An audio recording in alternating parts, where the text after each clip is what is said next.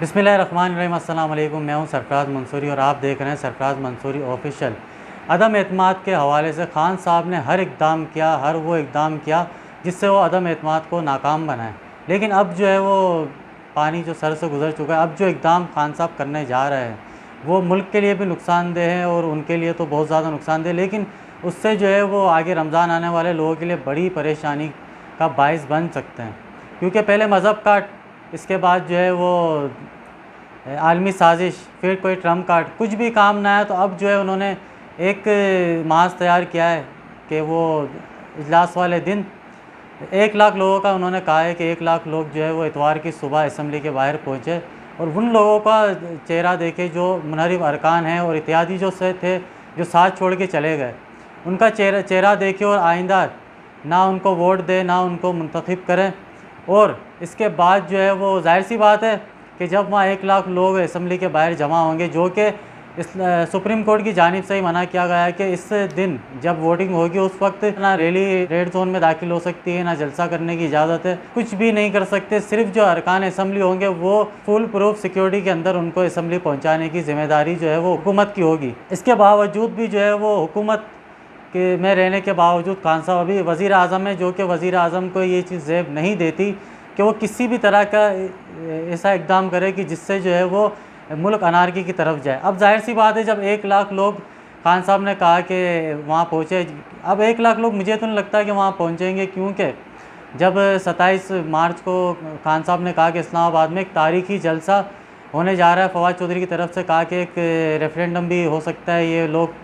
मुनहरिफ जो अरकान है वो वापस आ जाएंगे, सब देख के 10 लाख लोग होंगे। लेकिन 10 लाख लोगों का दावा करने के बावजूद भी 10 लाख लोग तो नहीं पहुंच सके। सारी हुकूमती मशीनरी जो है वो इस जलसे को कामयाब बनाने के लिए जो है वो लगा दी गई थी, इसके बाद भी लोग नहीं पहुंच सके। और वहाँ खान साहब ने एक तारीखी काम किया, एक लेटर निकाला, पूरी कौम के सामने लेटर दिखाया और कहा कि आलमी साजिश हो रही है। अब सवाल ये पैदा होता है कि आलमी साजिश हो रही है और खान साहब कह रहे हैं कि अदम एतमाद जो है वो इस आलमी साजिश का हिस्सा है। लेकिन अगर आपको याद हो कि जब पीडीएम बनी, पीपल्स पार्टी की तरफ से कहा गया था अदम एतमाद लेकर आए, लेकिन पीडीएम ने जो है वो मना कर दिया था कि अदम एतमाद नहीं, पावर शो दिखाएंगे और जलसे करेंगे, लॉन्ग मार्च करेंगे, जिसकी वजह से पीपल्स पार्टी अलग हो गई थी। ये बात है 1.5 साल पहले की, तकरीबन 1.5 साल हो गया इस बात को, या उससे ज़्यादा अरसा हो गया होगा। अब खान साहब कह रहे हैं कि अदम एतमाद जो है वो ये आलमी साजिश का हिस्सा है, जबकि ये तो मामला अदम एतमाद वाला तो काफ़ी टाइम पहले से चल रहा है। इसके बाद जब खान साहब ने अपने खिताब में कहा कि खान साहब जो है वो बौखला गए, पहले अमेरिका का नाम लिया, फिर कहने लगे नहीं अमेरिका नहीं, वो तो गैर मुल्की साजिश, इस तरीके से उन्होंने कहा। इसके बाद जो है वो सहाफ़ियों ने वाइट हाउस के जो तर्जुमान हैं उनसे भी सवालात किए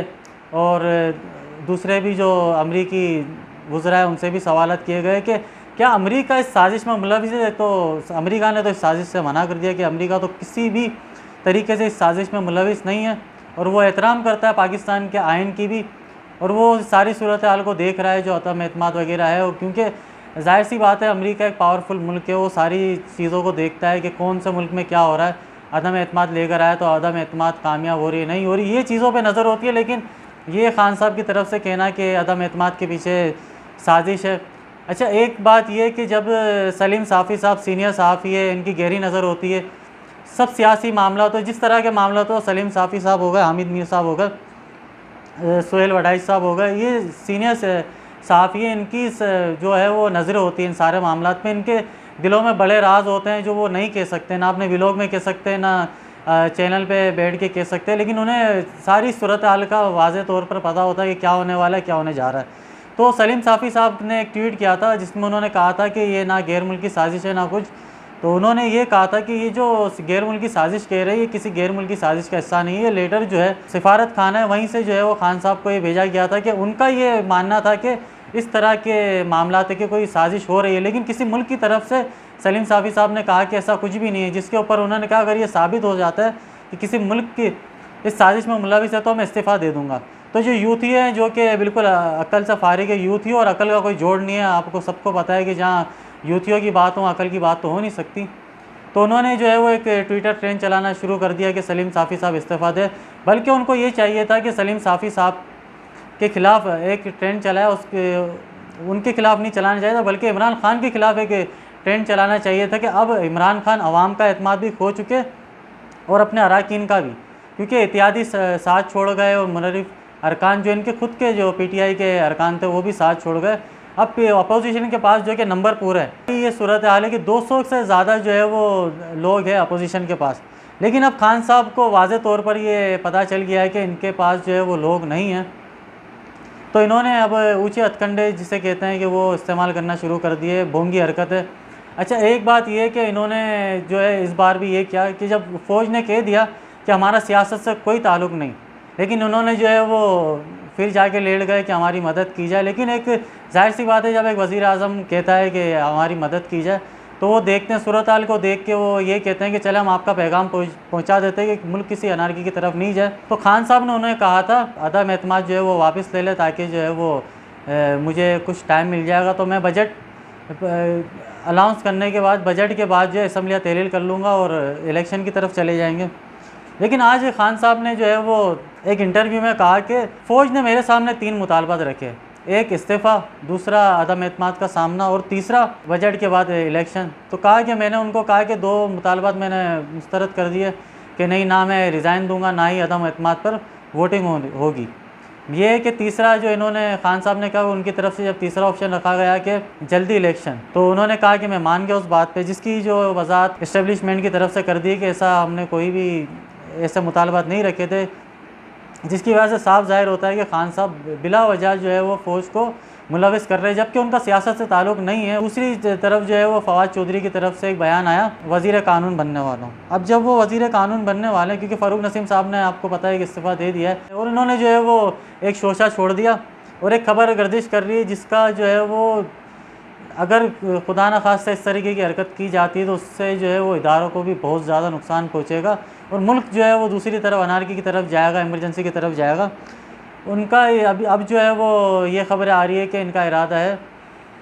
कि किसी भी तरीके से जो है वो इनके ऊपर गद्दारी के मुकदमा दर्ज करके गिरफ़्तारी की जाए। अब जाहिर सी बात है, जब गिरफ़्तारी होगी तो जब वोटिंग के टाइम पे अरकान जो है वो कम पहुँचेंगे असम्बली के अंदर, जब अरकान कम पहुँचेंगे और वोटिंग नहीं हो पाएगी ठीक तरीके से, तो अदम एतमाद नाकाम हो जाएगी। अब अदम एतमाद को इस तरीके से नाकाम बनाने का जो तरीका है कि गिरफ़्तारी करे, कुछ लोगों को अंदर डाल दिया जाए जो इत्यादी है, मुनरिफ अरकान है या अपोजिशन के जो लोग हैं। अब जाहिर सी बात है, जब उनकी गिरफ़्तारी होगी तो किसी भी जमात का जो कारकुन है या उनकी लीडरशिप वो खामोश नहीं बैठेगी। अब वो सब इस्लामाबाद का रुख करेंगे और दूसरी तरफ फिर इमरान खान साहब ने जो है वो एक शोशा छोड़ा हुआ है कि लोग 1 लाख लोग पहुँच जाए, 10 लाख लोग पहुँच जाए और बाहर निकले,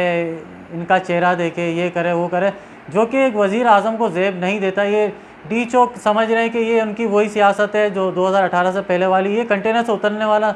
इनका जहन ही नहीं है। अभी तक वो समझ रहे हैं कि मैं वज़ीर आज़म की सीट पे नहीं, कंटेनर पे बैठा हूँ। वही तकरीर है जो पहले से सुनते हुए आ रहे हैं, जो इंतशार फैलाने वाली तकरीर है। अब वज़ीर आज़म बनने के बाद भी वही तकरीरें किए जा रहे हैं खान साहब। एक बड़ी खबर आने वाली है पंजाब के लिहाज से, तमाम अपोजिशन जमातों ने जो है वो वज़ीर आला पंजाब जो है वो हमज़ा शहबाज को मुंतखब किया है कि उनका नाम आ रहा है कि उन्हें जो है नामज़द करेंगे वज़ीर आला के लिए। अब अलीम ग्रुप हो या जहांगीर तरीन ग्रुप हो, कुछ ज़राए से इतलात आ रही है कि इसाक डार से जो है वो उनके बातचीत हुई आज भी, तो उन्होंने जो है वो यकीन दहानी कराई कि अगर वज़ीर आला के लिए वोटिंग होती है तो वो हमज़ा शहबाज को जो है नामज़द करेंगे और वोटिंग जो है वो नून लीग के हक़ में आएगी। रही बात कराची की, तो MKM ने भी जो है वो हुकूमत का साथ छोड़ दिया है और MKM के लिए ज़रूरी था, क्योंकि MKM के लिए ज़रूरी इसलिए था क्योंकि आगे जाके MKM को इलेक्शन में हिस्सा लेना है। जब MKM इलेक्शन में हिस्सा लेगी तो वो इसी सूरत में हिस्सा ले सकती है कि वो अपनी आवाम के लिए कुछ काम करे। उनको पता था कि PTI के साथ रहकर हम अपनी आवाम के लिए काम नहीं कर सकते, क्योंकि सूबे में इन्हें काम करना है। तो सूबे के अंदर काम करने के लिए पीपल्स पार्टी की हिमायत ज़रूरी है, पीपल्स पार्टी का साथ ज़रूरी है। तो मेरे लिहाज से तो उन्होंने एक अच्छा इक़दाम किया कि अगर माजिर कौम का सोचा है तो MKM ने बहुत अच्छा इक़दाम किया है कि PTI का साथ छोड़कर पीपल्स पार्टी का साथ दिया। और बकौल खालिद मकबूल सिद्दीकी है कि हमने कोई मुआहिदा नहीं किया, हमने कोई पीपल्स पार्टी का साथ नहीं दिया, बल्कि जो हमारे मुतालबात थे वो मनवाने का टाइम था तो हमने अपने मुतालबात मनवाए। अब जो है वो खान साहब इत्मीनान तो खो चुके, लेकिन अब खान साहब को होश के नाखुन लेने चाहिए, खान साहब को इस्तीफ़ा देना चाहिए। अब आज खान साहब को इस्तीफ़ा दे देना चाहिए, क्योंकि कल सुबह तो वोटिंग का दिन शुरू हो जाएगा। अब ये हरकतें करना कि पूरी कौम जो है वो निकल कर बाहर आ जाए। कौम क्यों आएगी बाहर? सबसे पहली बात ये, क्योंकि आपने कौम को दिया क्या? 4 साल के अंदर कौम को कुछ भी नहीं दिया। जो बेरोज़गारी, जो हालात इस कौम ने आपके दौरे इक़्तिदार में जिनका सामना किया है, तो मुझे नहीं लगता है कि कोई भी एक समझदार बंदा तरीके का स्टेप लेगा कि वो आपके लिए बाहर निकलेगा।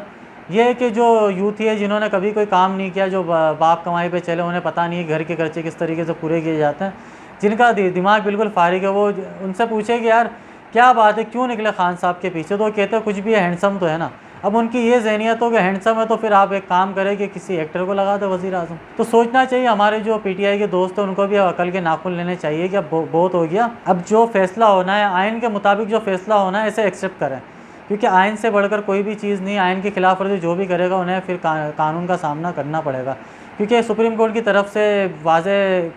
तौर पर कह दिया गया है कि किसी भी तरीके से आइन की खिलाफ वर्जी ना हो। तो अब इदारों का काम है कि सिक्योरिटी के इंतज़ाम करे और जो भी अराकीन है उन्हें